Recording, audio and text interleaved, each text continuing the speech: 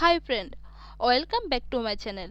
আজ আমি বানাবো কামরাঙ্গার আচারের রেসিপি। তার জন্য আমি গাছ থেকে পেড়ে নিয়ে আসলাম কিছু কামরাঙ্গা। সেগুলোকে ভালো করে জল দিয়ে ধুয়ে আমি কেটে কুটে রেডি করে নিলাম আচারের রেসিপি তৈরি করার জন্য।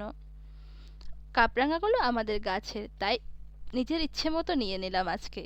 তারপরে আমি একটা কড়াইয়ে গোলমরিচ, শুকনো লঙ্কা, জিরে, ধনে হালকা আঁচে সেগুলোকে গরম করে নিয়ে শিলনোড়ার মধ্যে সেগুলোকে মিহি করে নিলাম।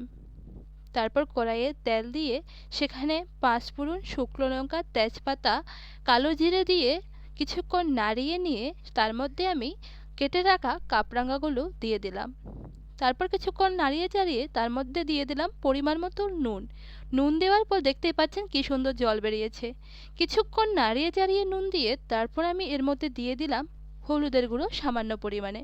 হলুদের গুঁড়ো আপনি আপনার আন্দাজ মতো দেবেন, যে পরিমাণে কামরাঙা নেবেন তার সাথে আন্দাজ করে হলুদের গুঁড়ো দেবেন। হলুদের গুঁড়ো দিয়ে আমি আরও কিছুক্ষণ এগুলোকে নাড়িয়ে ছাড়িয়ে নিলাম। তারপর আমি এর মধ্যে অ্যাড করে নেব গুঁড়ো মরিচের গুঁড়ো, যেটা দিলে আপনার কিন্তু আচারের কালারটা অনেক সুন্দর আসবে। এরপর আমি এর মধ্যে দিয়ে দেব পরিমাণ মতো চিনি। আপনি যদি চিনি না থাকে গুঁড়ো ইউজ করতে পারেন, যেটা আপনার ইচ্ছা। স্বাদের জন্য আপনি পরিমাণ মতো চিনি বা গুড় ব্যবহার করতে পারেন। তারপর আমি প্রথমে বেটে রাখা যে গোলমরিচ, শুকনো লঙ্কা এবং জিরে ধনের গুঁড়ো ছিল সেগুলোকে কিন্তু শেষ পর্যায়ে দিয়ে দেবেন। দিয়ে আর একটু হালকা নাড়িয়ে চাড়িয়ে কিন্তু আপনার আচার রেডি হয়ে যাবে। দেখুন আমি চিনি দিয়ে অনেকক্ষণ নাড়িয়ে চাড়িয়ে নিলাম এবং হালকা আছে সেটাকে অনেকক্ষণ বসিয়ে রাখলাম যাতে কামরাঙ্গাগুলো ভালো করে সিদ্ধ হয়ে যায়। তারপর গোলমরিচ, শুকনো লঙ্কা, জিরে ধনের গুঁড়োগুলো ছিটিয়ে দিয়ে আর কিছুক্ষণ রেখে রেডি করে ফেললাম আমার খুব সুস্বাদু কামরাঙ্গার আচার।